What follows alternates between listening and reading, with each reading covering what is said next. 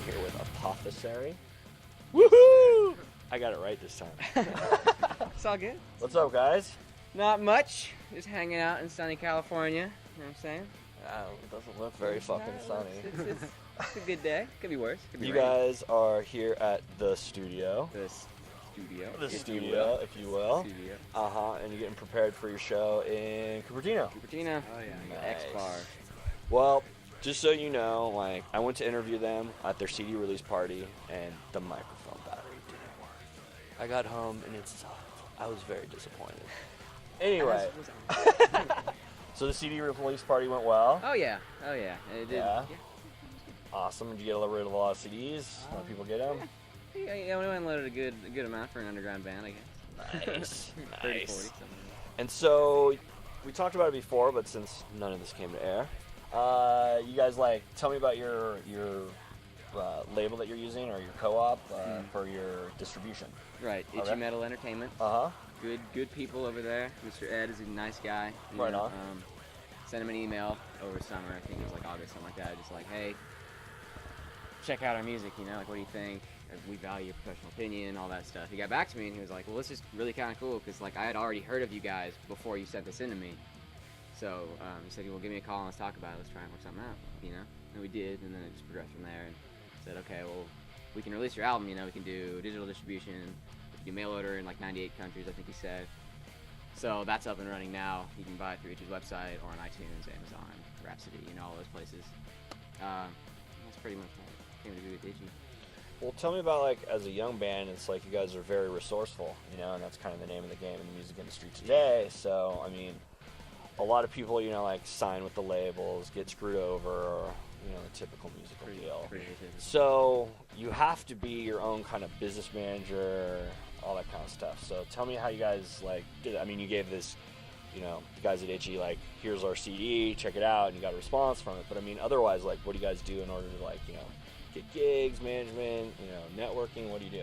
Beg for shows. For any of it, for all of it. No, we don't.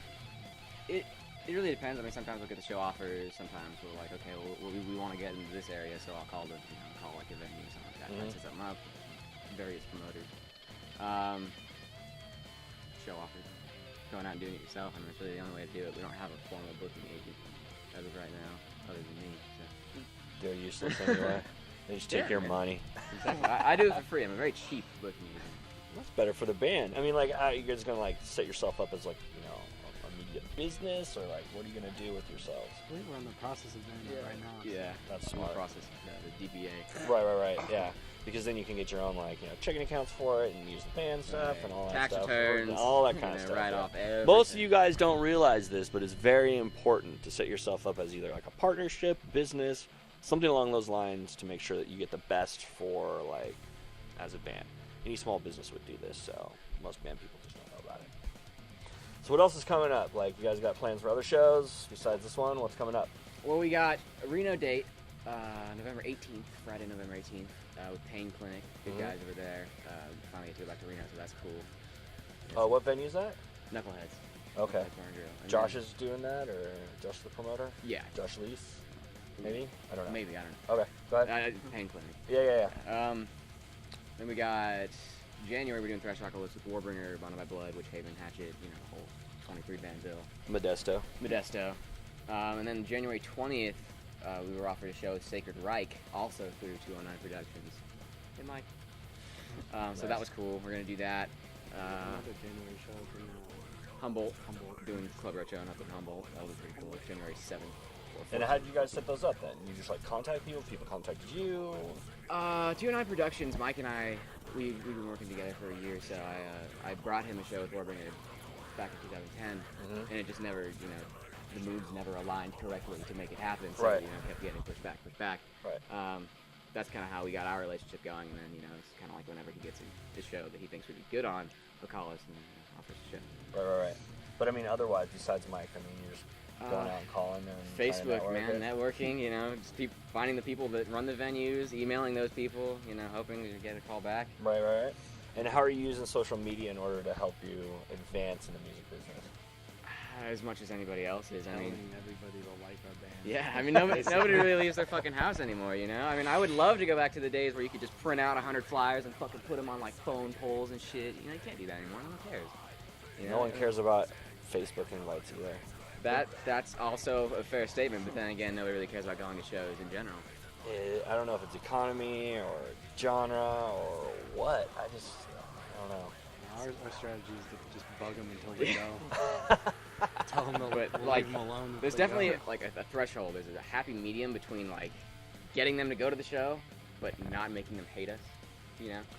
Yeah, I don't know. It's just like, I don't know, for me, it's like I get so many invites and they're like international invites. So it's like by the time I'm Yeah. like, I don't even look at them anymore. Yeah. I'm like, unless somebody like directly tells me, hey, like, can you be here? Or, you Yeah. know, any of that kind of stuff. I just look, That's another one. It's of just those like, things. I look at my like events and there's like 150 invites to like, oh, look, I'm going to Brisbane fucking tomorrow. You know, like, like Not so, happening, man. I right. mean, So, there are other ways to do it, like mass text messages, everybody in your contact list. But then again, that really only reaches out to like family and acquaintances. You know, Right.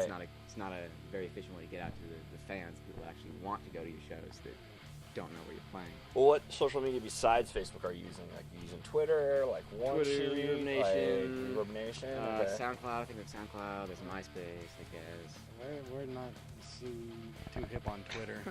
Oh, really? Yeah. Well, not- Followers, yeah. Not a big fan of Twitter. We don't really update that too much. We haven't Really? hooked up to Reverb Nation though, so whatever we do there, It just- goes to there. Yeah. Yeah. It's like, I don't know. Twitter's like an endless conversation of Yeah. different people having conversations. So if you're not in the conversation, you're trying to like market yourself as a band, it doesn't really work. But if you're like networking yourself as a person and like what you're doing in the band and this kind of stuff, people can kind of keep updated. So it's kind of Right. like its own kind of deal. Mhm. But what do you think about there being so many goddamn sites? There needs to be one universal It's so communism of useless. the internet. Yeah. It'd be easier, Damn right? straight, dude. You know, if we could just combine everything. I mean, there isn't really a website that people go to find bands, you know? Yeah. I mean, it's kind of like whoever... It's all word of mouth, really, you know? Yeah, because you can't really use Wikipedia because that's like a pain in the ass to get any information on unless you're like sourced by 20 different people. Right. And then it's Metal like archives. shows stuff. It's like it's all over the map on different things Yeah. and stuff. Yeah, it's a pain in the ass. I don't know what it is about our like metal as a genre. It's like I think it's segmented too. Do you think that as well? It's like people are Absolutely. like hating on this style or that style, and I'm so not like that. I'm like, I'll either like it or I don't. But even if I don't, I'll like find something good that I like about the band. Right. You know what I mean? Like, oh, their performance was awesome, or oh, like, damn, that guy's a badass musician, or you know, Right. I hate the fucking music, but damn, that guy's badass, Right. kind of shit. Yeah. I just think it's too segmented. That's kind of the jaded version of it. I mean, there's always in every society, there's always like one group of people that everybody just has to hate on, you know. And like Right. even within the metal community, there's always a group of people that hate on, like Scene Kids, or Right. Brutal Death Kids, or Thrash Kids. Right. You know, I mean, it's always somebody. Well, the brutal death kids just tend to hate everybody. That- Not that's brutal death. that should be the ideology of metal as a whole, though. You know, we should hate everybody else. Right. I agree. I think if we came together as a community, that's what the Metalluminati is all about, is, you know, bringing the Right. community together. It's like, come on, guys, we're getting fucked by all this segmentation. Yeah. So anyway, talk about the recording. Like, you guys recorded at what studio? Express Studios over at Concord. Uh-huh. Our first producer, actually, who put out our first EP, Mhm. he did it. You know, moved out of his bedroom Into a real Yeah, into studio. an actual studio. Yeah, so yeah. we got to do that. And, you know, it was awesome. And how was the recording process going? I mean, just tracking the whole experience. It was pretty fast, actually. Really? It was Took a us pleasant about experience. 3 weeks, maybe? I mean, I mean, split all it up together, a little bit. yeah. But I mean, it was mostly because you had down what you guys wanted. Oh yeah. That's always we, good. we, If we you went go into into a studio, make sure like you know what the fuck you're doing. Yeah. Don't write in a studio. Joe from On the Fringe Studios, you'll appreciate that. So Well, I I was mean- bitching about like, man, they come in and they try to write and then they wonder why it costs so much. It's like, Yeah, dude, have I your mean- shit together before you come into the studio. That's kind of, you know, A and B. I mean, it's like, do you go into like, what is a producer? What's the job title? Like, do they help you write the songs, or do they just put out the like Right. create the album? Right. Yeah. So I mean, I guess it's your definition and what you have, but I just, with the way music is now, it's like so tough to go into like a studio and write. I mean, just Yeah. It's too expensive, dude. yeah, There's totally. places that charge by the hour. It's like they don't want I know. to sit there with you all day. And where'd you have it mastered? Same place? Or? Same place. Oh, right on. mixed, mastered all of it in the same place. Are you happy with it? I mean, like how it turned out? I mean, Absolutely. yeah. That's great. Yeah. I mean, we actually had a review from a guy in Belgium, like metal2infinity.com or something like that. It was really super awesome, and like he had the nicest things to say about this album. He gave us a 94 We got out an of A 100. on the album. We passed our album. They never get A's in school, but they got A's in the album. Yeah. That's all that matters, right? That's why we're here. That's right. So where do you guys see yourself going in the next couple of years? I mean, what's the plan? Living at home. All right. Not living at home. I mean, taking it as far as it can go, really. You know? Yeah, Really want to get on the road. Really want to do like an actual tour next summer. You know, really push the album as hard as we can Right. before we go back. I would like to continue doing this. You guys. No, they don't.